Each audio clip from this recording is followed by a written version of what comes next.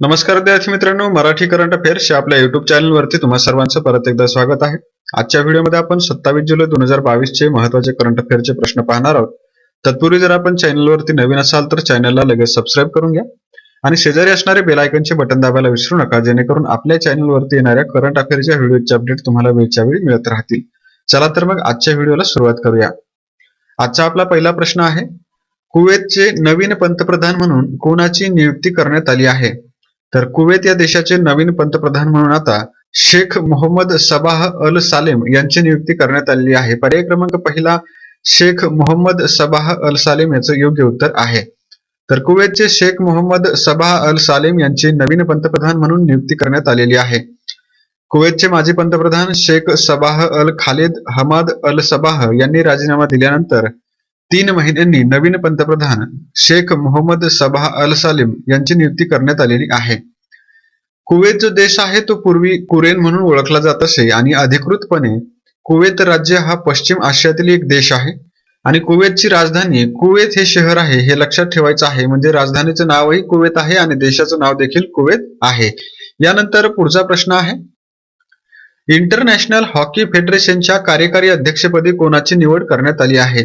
तर आंतरराष्ट्रीय हॉकी फेडरेशनच्या कार्यकारी अध्यक्षपदावरती आता शेफ अहमद यांची निवड करण्यात आलेली आहे. पर्याय क्रमांक दुसरा शेफ अहमद याचं योग्य उत्तर आहे.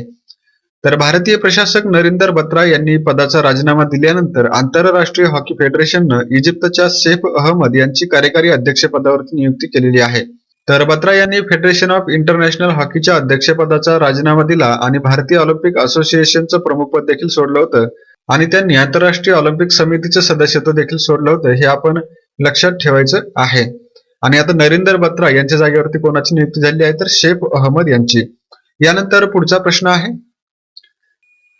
इस्रो ह्युमन स्पेस फ्लाइट एक्स्पोचं उद्घाटन कोणत्या ठिकाणी करण्यात आलं आहे? तर इस्रोच्या ह्युमन स्पेस फ्लाइट एक्स्पोचं उद्घाटन जे आहे ते कर्नाटक मधील बेंगळुरू या ठिकाणी करण्यात आलेलं आहे. पर्याय क्रमांक दुसरा बेंगळुरू याचं योग्य उत्तर आहे. तर भारतीय अंतराळ संशोधन संस्था इस्रोचे अध्यक्ष एस सोमनाथ आणि इतर ज्येष्ठ शास्त्रज्ञांनी आझादी का अमृत महोत्सवाच्या स्मरणार्थ बेंगळुरू या ठिकाणी जवाहरलाल नेहरू तारांगण या ठिकाणी ह्युमन स्पेस फ्लाइट एक्स्पोचं उद्घाटन केलेलं आहे. मग या ठिकाणी इस्रोचा उल्लेख आलेला आहे, तर आपल्याला इस्रो बद्दल देखील माहिती घ्यायची आहे. इस्रो म्हणजे भारतीय अंतराळ संशोधन संस्था, जिची स्थापना 15 ऑगस्ट 1969 ला झालेली असून हिचं मुख्यालय कर्नाटक मधील बेंगलोर या ठिकाणी आहे आणि अध्यक्ष आहेत एस सोमनाथ. यानंतर पुढचा प्रश्न आपण पाहूया, राष्ट्रीय प्रसारण दिवस कधी साजरा करण्यात आला? तर राष्ट्रीय प्रसारण दिवस हा दरवर्षी 23 जुलै रोजी साजरा करण्यात येतो. पर्याय क्रमांक दुसरा 23 जुलै याचं योग्य उत्तर आहे. तर भारतामध्ये 23 जुलै रोजी राष्ट्रीय प्रसारण दिवस साजरा केला जातो आणि मग या दिवसाचा इतिहास आपण पाहणं गरजेचं आहे. तर बॉम्बे प्रेसिडेन्सी रेडिओ क्लब ज्यानं इतर क्लबसह भारतामध्ये जून 1923 पासून रेडिओ प्रसारण सुरू केलं होतं आणि त्यानंतर ऑल इंडिया रेडिओनं 23 जुलै 1927 रोजी इंडियन ब्रॉडकास्टिंग कंपनी लिमिटेड नावाची खाजगी कंपनी म्हणून आपला प्रवास सुरू केला आणि यामुळेच 23 जुलै हा राष्ट्रीय प्रसारण दिवस साजरा केला जातो, हे आपण लक्षात ठेवायचं आहे. त्या दिवशी ऑल इंडिया रेडिओची स्थापना झालेली आहे 23 जुलै 1927 ला आणि त्या कंपनीचं नाव काय होतं? तर इंडियन ब्रॉडकास्टिंग कंपनी लिमिटेड. नंतर पुढे इंडियन ब्रॉडकास्टिंग कंपनी लिमिटेड अखेरीस ब्रिटिश राजने ताब्यात घेतली आणि 8 जून 1936 रोजी त्याचं ऑल इंडिया रेडिओ मध्ये रूपांतरण करण्यात आलं होतं.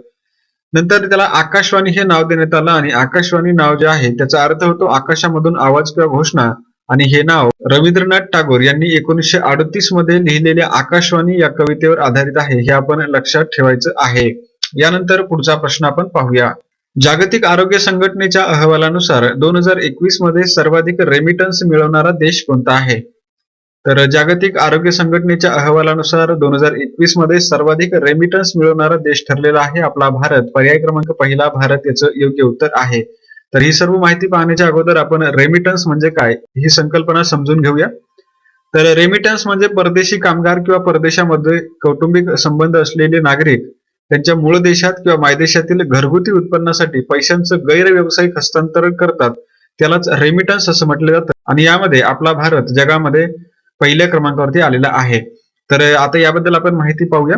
नुकत्याच प्रसिद्ध झालेल्या जागतिक आरोग्य संघटनेच्या अहवालानुसार भारताला 2021 मध्ये सर्वाधिक 87 अब्ज डॉलर्सचा रेमिटन्स प्राप्त झालेला आहे.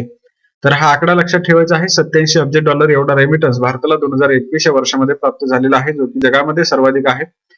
त्यानंतर निर्वासित आणि स्थलांतरितांच्या आरोग्यावरील पहिल्या जागतिक आरोग्य संघटनेच्या जागतिक अहवालामध्ये असं म्हटलेलं आहे की जगातील सुमारे 8 लोकांपैकी एक म्हणजे सुमारे 1 अब्ज लोक स्थलांतरित आहेत, हे देखील लक्षात ठेवायचं आहे. मग 2021 मध्ये भारत, चीन, मेक्सिको, फिलिपिन्स आणि इजिप्त हे पहिले 5 रेमिटन्स प्राप्तकर्ते होते आणि त्यांचा क्रमांक जर आपण पाहिला तर त्यामध्ये भारत जगामध्ये पहिल्या क्रमांकावरती आहे $87 अब्ज रेमिटन्ससह. त्यानंतर चीन आणि मेक्सिको हे संयुक्तपणे दुसऱ्या क्रमांकावरती आहेत, फिलिपिन्स तिसऱ्या क्रमांकावर आणि इजिप्त चौथ्या क्रमांकावरती आहे. आणि रेमिटन्स साठी सोर्स देश म्हणजे 2020 मध्ये युनायटेड स्टेट्स हा जो देश आहे, या देशामधून सर्वाधिक रेमिटन्स बाहेर आलेला आहे. म्हणजेच भारताला किंवा इतर देशांना जो रेमिटन्स प्राप्त झालेला आहे तो सर्वाधिक रेमिटन्स युनायटेड स्टेट्स या देशामधून मिळालेला आहे, म्हणजेच अमेरिकेमधून मिळालेला आहे. अमेरिकेच्या नंतर संयुक्त अरब अमिराती, नंतर सौदी अरेबिया, नंतर स्वित्झर्लंड या देशांचा क्रमांक लागतो. कशामध्ये? तर रेमिटन्सचा सर्वात मोठा स्रोत असण्यामध्ये आणि रेमिटन्स प्राप्त करण्यामध्ये भारत, चीन, फिलिपिन्स, इजिप्त या देशांचा क्रमांक आहे. यानंतर पुढचा प्रश्न आपण पाहूया. 23वा कारगिल विजय दिवस कधी साजरा करण्यात आला? तर 23वा कारगिल विजय दिवस जो आहे तो 26 जुलै 2022 ला साजरा करण्यात आलेला आहे. पर्याय क्रमांक चौथा 26 जुलै 2022 याचं योग्य उत्तर आहे. तर 1999 मध्ये लडाख मधील उत्तर कारगिल जिल्ह्यातील पर्वत शिखरांवर पाकिस्तानी सैन्याला त्यांच्या ताब्यामधील स्थानांवरून हुसकावून लावण्यासाठी कारगिल युद्धामध्ये भारत आणि पाकिस्तानवर मिळवलेला विजय साजरा करण्यासाठी भारतामध्ये दरवर्षी 26 जुलै रोजी कारगिल विजय दिवस साजरा केला जातो, हे आपण लक्षात ठेवायचं आहे. आणि यानंतर पुढचा प्रश्न आपण पाहूया. केरळचा सर्वोच्च चित्रपट पुरस्कार जेसी डॅनियल पुरस्कार 2022 न कोणाला सन्मानित करण्यात आलेला आहे?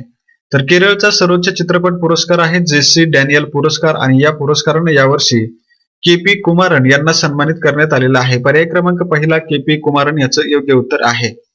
तर मल्याळम चित्रपट निर्माते आहेत के.पी. कुमारन आणि त्यांना केरळमधील सर्वोच्च चित्रपट पुरस्कार जेसी डॅनियल पुरस्काराने सन्मानित करण्यात आलेला आहे. मल्याळम चित्रपट उद्योगामधील योगदानाबद्दल त्यांना हा पुरस्कार देण्यात आलेला आहे. या पुरस्काराचं स्वरूप 5 लाख रुपये रोख, मानपत्र आणि सन्मानचिन्ह असं आहे, हे आपण लक्षात ठेवायचं आहे. यानंतर पुढचा प्रश्न पाहूया. नुकतेच निधन झालेले प्रसिद्ध शास्त्रज्ञ अजय परिदा यांना खालीलपैकी कोणता पुरस्कार मिळाला होता? तर नुकतंच अजय परिदा यांचं निधन झालेलं आहे, जे की शास्त्रज्ञ होते आणि त्यांना भारत सरकारकडून पद्मश्री हा पुरस्कार देण्यात आला होता. पर्याय क्रमांक चौथा पद्मश्री याचं योग्य उत्तर आहे. तर प्रख्यात शास्त्रज्ञ आणि इन्स्टिट्यूट ऑफ लाईफ सायन्सेसचे संचालक होते डॉक्टर अजय कुमार परिडा, ज्यांचं वयाच्या 58व्या वर्षी निधन झालेलं आहे. त्यांनी विज्ञान आणि अभियांत्रिकी क्षेत्रामधील केलेल्या अतुलनीय कार्याबद्दल त्यांना 2014 मध्ये भारताच्या राष्ट्रपतींच्या हस्ते पद्मश्री पुरस्कारानं सन्मानित करण्यात आलं होतं. त्यांनी एम.एस. स्वामीनाथन रिसर्च फाउंडेशन मध्ये कार्यकारी संचालक म्हणून देखील काम केलं होतं आणि त्यांचं संशोधन प्रामुख्यानं अजैविक तणाव सहनशीलतेसह हवामानातील लवचिक पीकवाण विकसित करण्यावर केंद्रित आहे, हे आपण लक्षात ठेवायचं आहे. तर त्यांना मिळालेला पुरस्कार आणि ते कोणत्या क्षेत्रासाठी मिळालेला आहे ह्या गोष्टी लक्षात ठेवणं गरजेचं आहे. यानंतर पुढचा प्रश्न आपण पाहूया. डिजिटल बँक्स हा अहवाल कोणी प्रसिद्ध केला आहे? तर डिजिटल बँक्स हा अहवाल जो आहे तो नीती आयोगाकडून प्रसिद्ध करण्यात आलेला आहे. पर्याय क्रमांक दुसरा नीती आयोग याचं योग्य उत्तर आहे.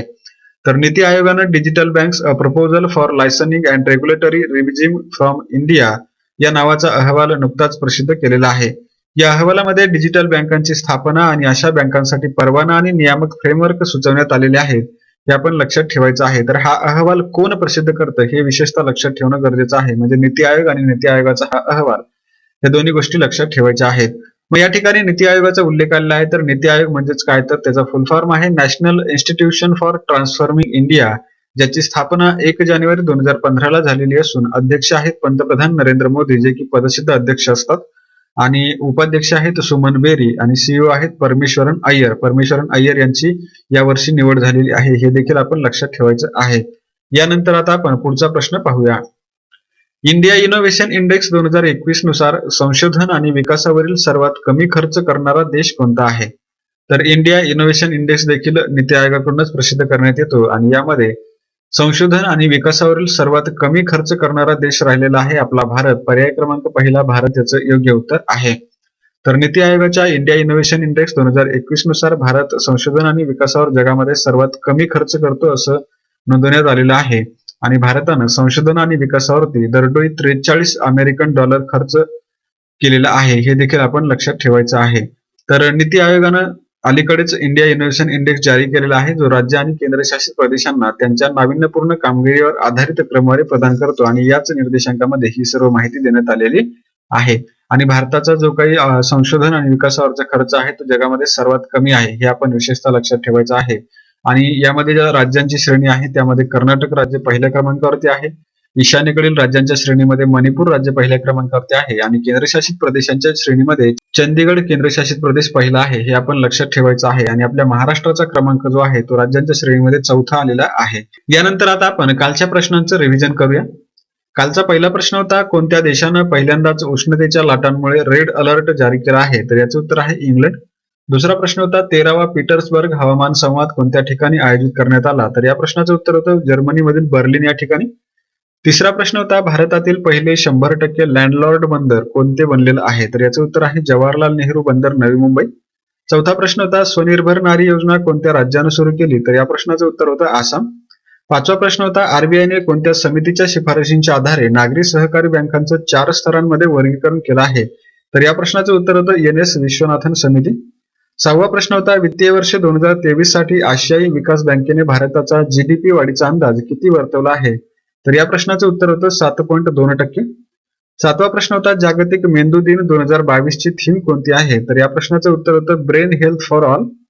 आठवा प्रश्न होता, भारताच्या 15व्या राष्ट्रपती पदाची शपथ कोणी घेतली आहे? तर याचं उत्तर होतं द्रौपदी मुर्मू.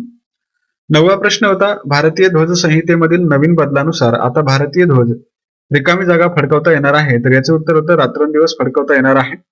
आणि 10वा प्रश्न होता, यंदाचा माणूसकार श्री ग. माझगावकर पुरस्कार कोणाला घोषित झाला आहे? तर याचं उत्तर होतं अरुण खोपकर.